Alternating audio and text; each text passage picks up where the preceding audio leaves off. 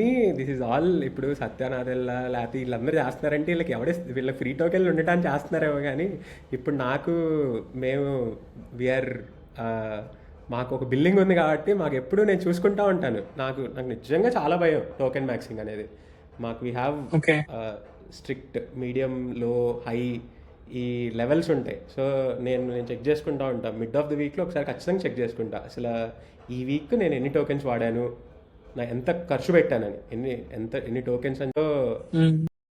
Start of the వీక్లో కొంచెం నేను కూడా టోకెన్ మ్యాక్సింగ్ సైడ్ వెళ్తా ఉంటా. అంటే ప్రతిదానికి ఓపస్ 4.8 1 బిలియన్ కాంటెక్స్ట్. కానీ ఒక పాయింట్ వచ్చిన తర్వాత అదే. సో దట్ ఈస్ వేర్ ఇప్పుడు అంటే ఇప్పుడు ఇదేంటి ఆంథ్రోపిక్ కాడికి ఇది అడ్వాంటేజ్, కానీ ఇప్పుడు మన ఆర్గనైజేషన్స్కి ఇదంతా డిసడ్వాంటేజ్. ఇప్పుడు మనం ఏంటి, they want us to be better judges.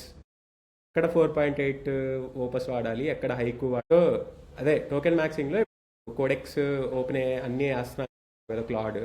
వాటిలో ఏం వాడుతున్నావు? Haiku, Sonnet best flagship models వాడతాను. అదే నా కాన్సెప్ట్. టోకెన్ మ్యాక్సింగ్ అంటారు. నువ్వు అనుకుంటావు కానీ దాని నుంచి చాలా వాల్యూ వచ్చింది అనేది నా కాన్సెప్ట్. ఇక అంతకు మించి అంటే నేను పబ్లిక్ బెంచ్ మార్క్స్ తో కూడా కొన్ని చూసారా. నా కాంపిటీషన్ అంతా కర్సర్ బగ్బాట్ తో బీట్ చేస్తున్నాం లేదా, మా ఇంటర్నల్ పిఆర్స్, మా సిస్టమ్స్ ని బాగా అర్థం చేసుకునే విధంగా నేను తయారు చేసుకున్నా.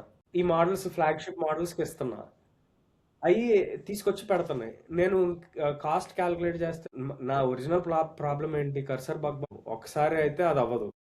లూప్ వేసిన తర్వాత నువ్వు ఫిక్స్ చేసిన తర్వాత మళ్ళీ ఇంకొక లూప్ వేయాల్సి వస్తుంది, ఎందుకంటే అది ఇంకోటి ఏదో అలా లూపులు చేసుకుంటూ కూర్చోంటుంది. ఏ పిఆర్ అయినా అది లూపుల్లో అలా ఇష్టం లేదు నాకు. ఒకేసారి సో అవగొట్టేద్దాం. టు కంక్లూడ్, టోకెన్ మ్యాక్సింగా కాదా అనేది based on your use case. నువ్వు దేనికి బిల్డ్ చేస్తున్నావో దాన్ని బేస్ చేసుకొని నువ్వు టోకెన్ మ్యాక్సింగా కాదా అని డిసైడ్ చేసుకోవాలి.